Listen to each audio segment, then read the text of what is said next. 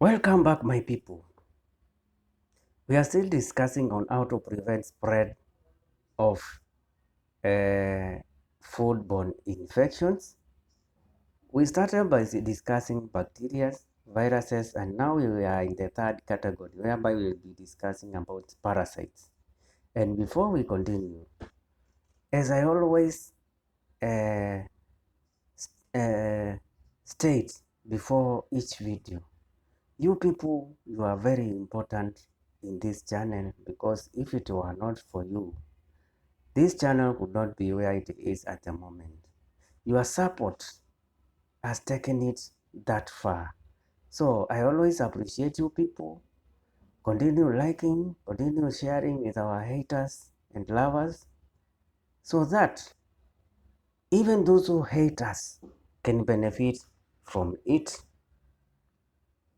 So let's continue subscribing, sharing, and commenting on our videos, so that they may be recommended worldwide under our channel. It's not my channel, it's our channel, because we are here together as a family.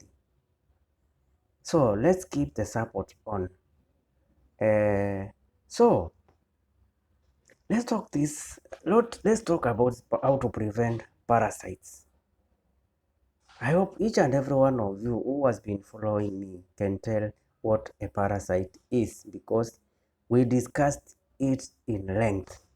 So when it comes to parasites, wash hands with warm soapy water after going to bathroom and after coming into contact with a person or human or animal feces. Number 2, don't prepare or handle food or drinks until symptoms disappear and you feel better. Number 3, practice safe sex, as some parasites, for example, Giardia, can spread through unprotected oral or anal sex. Let's check at the outlook for food poisoning. So, variety of uncomfortable symptoms can arise as a result of food poisoning. Or food poisoning can cause a variety of uncomfortable symptoms. For example, diarrhea, vomiting, stomach pain, and fever. Symptoms, for example, diarrhea and vomiting, stomach pain, and fever. These symptoms typically resolve on their own within hours to days. So these symptoms can resolve on their own without even getting treatment within hours to days, and don't usually require a doctor.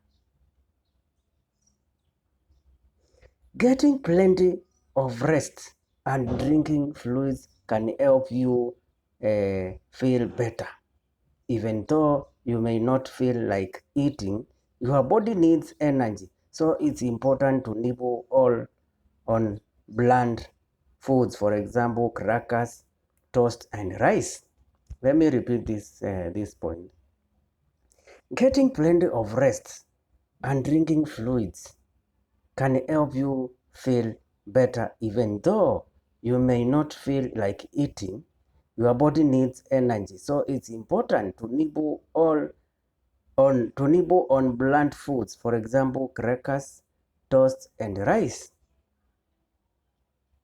Fluids, for example, water, juice, and decaffeinated teas are vital to avoid dehydration. If you have symptoms of dehydration, go to hospital immediately. Because so if you have symptoms of dehydration, go to the hospital immediately, because dehydration can cause serious complications to your kidneys, and more so your heart. So if you see symptoms like uh, extreme thirst, infrequent or reduced urination rate, dark colored urine, fatigue, and dizziness.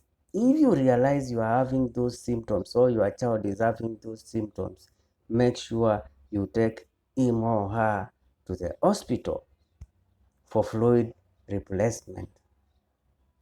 So, in children, symptoms of dehydration include a dry tongue, no wet diapers, meaning there is a reduced rate of urination, no wet diapers for 3 hours, weakness, irritability, and crying without tears. Let me repeat this. In children, symptoms of dehydration include a dry tongue, no wet diapers for 3 hours, weakness, irritability, and crying without tears. Another point, chicken, eggs, and produce are most likely to carry bacteria responsible for vast majority of foodborne illness in the United States and all over the world. Let me repeat this. Chicken, eggs, and produce are most likely to carry bacteria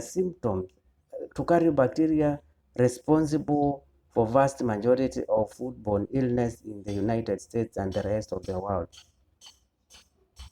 Let me insist on this point. Chicken, eggs, and produce are most likely to carry bacteria responsible for a vast majority of foodborne illness or food poisoning in the United States and the whole world. A point to note,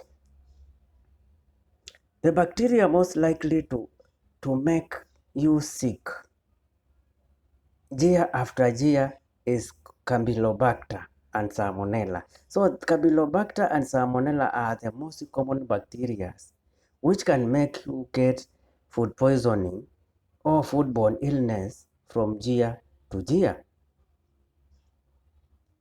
Less common pathogens include Shigella, Cyclospora, and Listeria. Those are the less common. Salmonella and Campylobacter are the most common. Shigella, Cyclospora, and Listeria are less common. Salmonella is estimated to cause more than a million illness and nearly 500 deaths annually, all per year. That's why we are saying that Salmonella and Campylobacter are the most common, but Salmonella only is estimated to cause more than 1 million illness and nearly 500 deaths annually. Most Salmonella infections result in diarrhea, fever, and abdominal cramps within 12 to 72 hours. Most Salmonella infections result in diarrhea, fever, and abdominal cramps within 12 to 72 hours. Most individuals recover without treatment, but some cases of diarrhea require hospitalization. So, most individuals recover without treatment, but in some cases, diarrhea require hospitalization. Use of antibiotics is advisable where bacteria spread when the bacteria spreads to the bloodstream, because antibiotic is the only medicine that can kill a bacteria. So when the bacteria spread to the bloodstream, you can always use an antibiotic. So this marks the end of our discussion today. Tomorrow we will continue widening this long topic, and I hope you are benefiting from this. So let's have a good evening.